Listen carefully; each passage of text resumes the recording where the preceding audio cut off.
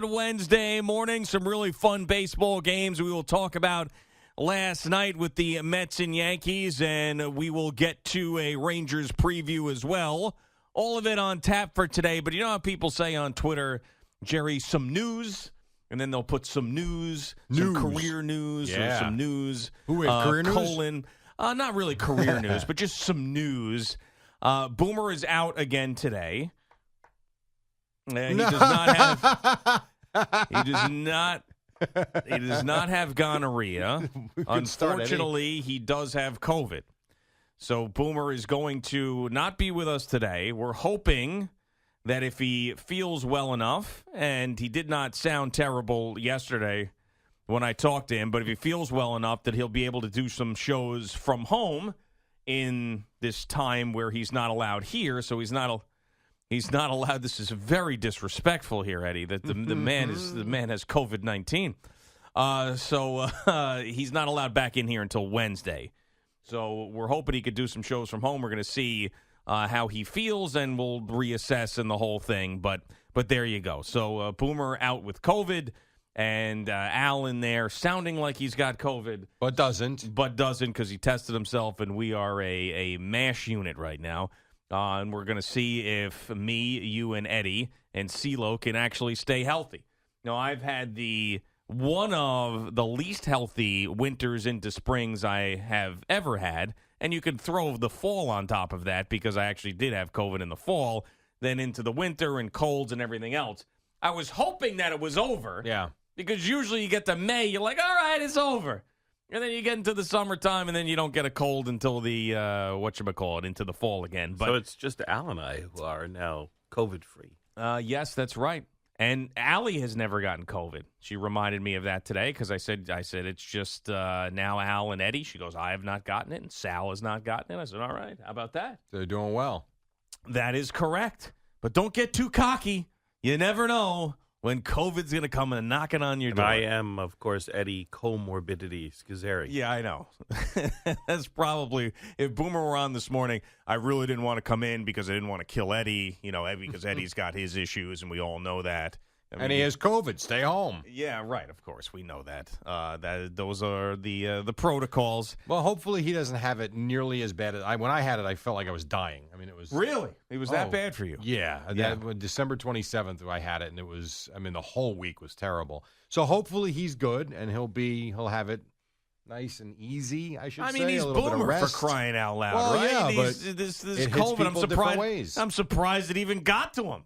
He'll stiff arm this COVID. He'll be fine. It is annoying, though, that you look at where we're at, and I do believe we talked about the other day how Fauci said a couple of weeks ago the pandemic's over, then he backtracked those comments a couple of days later, and then here we go now. So yesterday, we were supposed to have my son's school team. We were supposed to have a game at 5 o'clock last night, and we got the field ready. I told you I did all that work the day before. Yeah. And we were having some phone calls about the field yesterday. That was a whole nother story. And then at 11:45 yesterday morning, a game's canceled. Like, what? Yeah. And they had an outbreak at the school with a certain couple of grades. And you're talking big numbers again. It's like, come on with this. I know. And then the Boomer news. Right, exactly. And also there's some other people that I know, friends and their kids and everything else. So it seems like it's cropping up again, unfortunately. So you just hope for the best with everybody. You know how serious it can be for some people, but there's also a lot of people that end up getting through it okay. Most people end up getting through it okay. So, yeah, it stinks. The whole thing stinks, and I feel bad for Boomer because I don't know if he was planning on going to the Ranger game tonight. Obviously, he can't now. Right. And all of that. And, he's obviously a busy man doing a lot of things, and, him having to be home not doing much is going to drive him crazy, I would imagine. I would think yes. I would think, I don't know about tomorrow, but I would think maybe Friday he'll be able to do the show. It depends. I mean, it hit me so hard in terms of fatigue. Yeah. The idea of getting out of bed and trying to do this, I mean, it depends on how he feels. He might be fine. Yeah, right, exactly. Knows? It could be one of those situations. But, yeah, everybody was scrambling last night, trying to figure out where's CeeLo, who's doing this, what's doing that. I mean, it's just like, we've been dealing with this for, the better part. I mean, it's been over 2 years now. It's over 2 years now. It is over 2 years Remember now. that phone call with the doctor in March of 2020? Oh, my God. It was the most depressing phone call I've ever heard in my life. Yeah. I mean, when people say, like, like fans of the show will come up to me and say, what do you talk about in, like, February and there's not a lot going on? I say, that's nothing. I'll bring you back to April of 2020, where there were no sports being played. Yeah. And we were dealing with the height of the pandemic in New York, which was the epicenter. And then you had Boomer, obsessed with some of the things that were going on. I mean, and I understand because it was a big deal, but we were talking about, my classic line is the refrigerated morgue trucks that he kept talking about. Yeah. He loved referencing that. And then, the phone calls I used to have after the show, and then Al's freaking out, and Chernoff was freaking out. There's too much death, and I'm like, I don't know what to do. I really don't know. I don't know. Then it was a Tiger King and the Bulls documentary. That's right, Tiger King. Thank God for that Bulls documentary. Oh, man. Because that was legit, made every Monday easy. That's true. You're right. Because, The Last Dance was awesome that we were able to talk about that. I mean, and normally that's one of those things where, right now, if something like that was going on, I'd be like, hey, did you happen to see that? No, I haven't caught it yet. It's on my DVR or something. But we broke that thing down. Yeah. And every sports talk show did. Well, and it goes to the timing of everything. So while that was an amazing documentary, and it was awesome. Like this Laker thing I've been watching, if that was released in the middle of the pandemic, everybody would have seen it. 100%. And it would have been something to talk about and go back and revisit because there have been things that have come up in this show. I don't even know what you call it, dramatization. Yeah. That you wonder how true is it? You go fact check it, and it's stuff to talk about. It's really cool, but timing's everything. Remember, they moved it up. It had a later start date, and they moved it up because people were begging for something to watch in the sports Korean world. Baseball live. We right? will, yes. Yep, that's right. That was going on. We got a guy who called who was betting on Russian ping pong. Yep. That was great. And making money. Yeah, and he was actually making money. All right, so you know how there's still people out there that are newsworthy enough that when they get COVID, people will tweet about it. Like, when the mayor got COVID, Sure. Eric Adams got tweeted about, and whoever else. Will someone like Neil Best or Andrew Marchand or somebody like that, will they tweet about Boomer having COVID? I'd be this surprised morning? if Neil hasn't already. If he hasn't already? Yeah. Is he up watching us at You 6 said o'clock? it at 6:01. It's 6:08. We're an information now society. Yeah. And I would think that either Andrew Marchand or Neil Best has this on in some capacity or have already been alerted to it. It's early. You've These got guys to get up. it out there. Yeah. And Neil might do a podcast about it. Just do a full-blown Boomer COVID podcast. It's possible. Yeah. I'd be surprised if no one TV did. is telling me Neil has. I told you. He has already? Neil is on it. Yeah, Boomer's got COVID. So he'll be out for a few days. 6:03. I told you. Yes, I'm Well, surprised. thanks, Neil Best, for being such a loyal viewer and listener and everything else. I mean, my told goodness. you. Yeah, you're all over it there, Neil. Good job. So that is the story here. So we will see if we can get Boomer remotely at some point.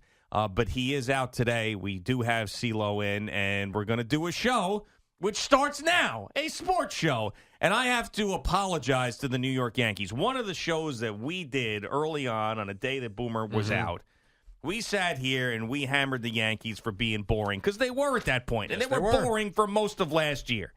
And I should have given them more of a chance this year. Maybe they turn into a boring baseball team as this season goes on. I don't know. But right now, in a game like last night, they were the opposite of boring for a lot of reasons. One, coming back. Two, the issues that they were having, of course, with, up and in and hitting guys and everything else and people getting thrown out of the game. So that was fun. We've seen a lot of that with the Mets. I mean, and, big home runs, even though the Giancarlo Stanton one was a little. Who cares? It's But a home still, run. it happened. It was a 3-run home Yes. run. And then the Aaron Judge one was absolutely crushed. I mean, that was a grapefruit, by the way. If you watch where that pitch was, I mean, you want to talk about a hanger. Which is horrible because he's 1-2 on him. He fouls off two tough pitches, and then he just throws a meatball over the plate. What did this home run remind you? Just not like the magnitude of it, but like the actual pitch and where the ball was hit remind you of anything?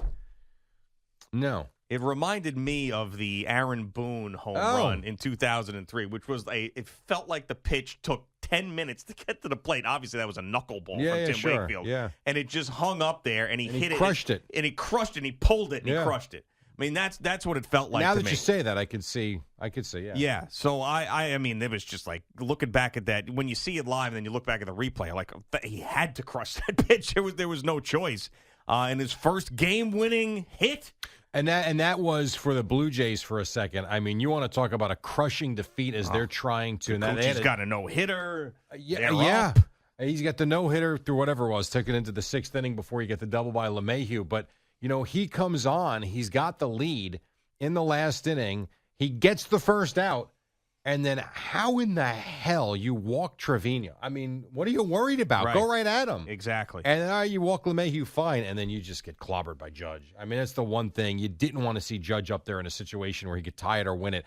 And that's all on, was it Jordan Romano? Yep. All on him. I mean, just a terrible inning for him. Yeah, absolutely brutal. And you're right. I mean, the Blue Jays in a in a game where they're rolling a little bit, of course, get it completely flipped on them. And then you have the controversies. Garcia gets thrown out after hitting Donaldson. Immediately after the Giancarlo Stanton game tying home run. I don't know what the controversy would be. I really don't, because if you want to say, all right, they should have given him a warning. Okay, I guess. Well, then throwing a guy out without the warning. That was so obvious, though. And I don't know what's obvious anymore. I really don't. When you miss by that much, and don't tell me that the weather's not good and they can't grip the ball, because no one else had that problem all night. Knock it off. But that's what they say. And then they can say that. You know I'm what telling I'm you saying? what the eye test tells me. Yeah. The eye test tells me they just got screwed by what people are calling this short little home run on the short porch from Stanton. The game goes from 3-0. You just had a no-hitter. All of a sudden, it's 3-3. The guy's pissed. And, yes, it's 0-1. Why would you do that? That's what common sense would tell you. Watch the pitch. Yeah. First of all, Donaldson stands 3 feet from the plate as it is, and it hits him square in the back in the middle of the batter's box. It's not even close. I know. The other side of it, and I do think he was trying to go inside, maybe with a purpose pitch. I don't know if he actually wanted to drill him or not, but he definitely wanted to go inside. But the other part of it is, people would argue, the devil's advocate, that, all right, you're talking about a game you were winning, now it's tied. Why are you going to put Josh Donaldson on base like that? And I get that. And that's going to be what Montoya is going to say. That's what Garcia is going to say. And then, of course, you got the up and in to Bichette.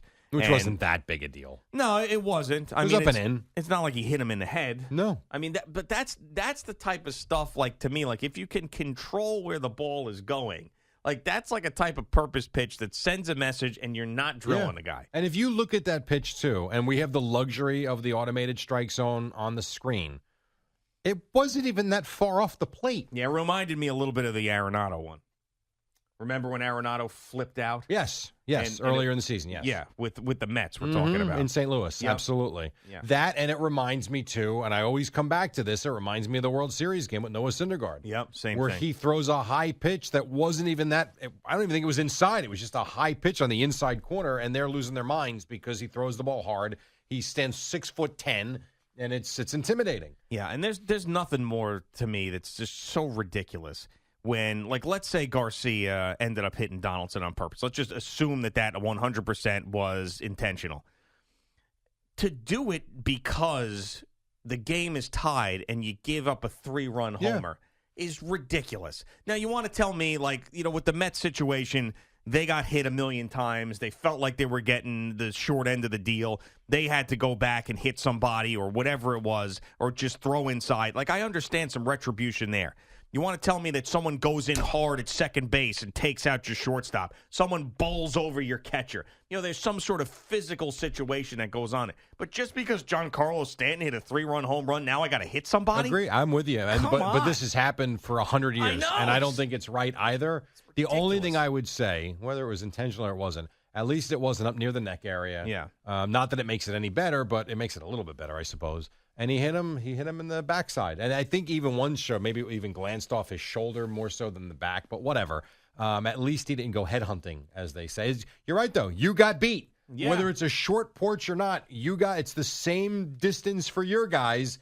Go hit a home run. Right. I mean, you could be frustrated about it. You could be annoyed about it, but then to go hit a guy, the next guy up. I mean, it just seems ridiculous to me. I agree. But the Yankees, they have feasted on some bad teams, but when they've run into Toronto, they've beat them too. So that's a part of their story. and they are just in a great spot right now. How about the sixth inning? And I wrote this down because if I was a Blue Jays fan, it would drive me nuts. And I know how hard it is. I get it. But my God, Miguel Castro strikes out the side, all looking. Yeah. Like swing. It's unbelievable how guys are just I'm not saying they're looking for the walk, but you're looking for the perfect pitch. Are they all fooled that badly? Yeah, apparently. Maybe they are. But it's like, my God, will you do something? How different does he look, by the way, Miguel Castro? I mean, coming to the Yankees and cutting the hair and the facial hair. It looks like a totally different person. And that's one of Al's favorite guys because he's tall, thin, lanky, throws hard. Goes and reminds him of himself. Or his dog. Yeah, right. Miguel Castro. Both the Yankees and Mets win. We'll talk some Mets, and CeeLo will give you the details coming up in just a little bit. Did you catch Mayor Adams on the broadcast? Oh, yeah, I did see he threw a strike. I mean, it was a balloon pitch. No, I mean when he was in the booth. No, yeah, just a little bit. He was good. I liked when he was getting on Gleyber Torres for missing the ball, which was tremendous. I didn't hear that. I did not hear that part. He was good. I actually enjoyed listening to him. And he was the type, too, when, you ever in the middle of a TV broadcast and there's silence, because TV, you don't have to continue to talk. Yeah. You could tell he was like, all right, no one's saying something. I got something. Yeah. And he would jump right in. He was good. You could see he's got a career in TV when he's done with this politics stuff. Yeah, I mean, politics aside, if you like him or not, I will say that he is into being the mayor. There's no doubt about it. Absolutely he right. He loves being the mayor. Like, he's going to be at the Met Gala. He's going to show up there. They showed his outfit. Yeah. Well, he just stopped gun violence on the back of the jacket. And, he's going to go to the Yankee game. He's going to go to the booth, and he's going to chop it up. He kind of loves that part of it, which is good as long as you're doing good things for the city. Speaking of the booth, sometime this morning, remind me to talk about Cameron Maben. Okay. Well, I will absolutely do that. In a good way or a bad way? Yeah, no, actually very good. All right. I like to hear that. Yep. All right. It's Boomer and Gio. Jerry in for Boomer this morning. CeeLo will join us in just a couple of minutes.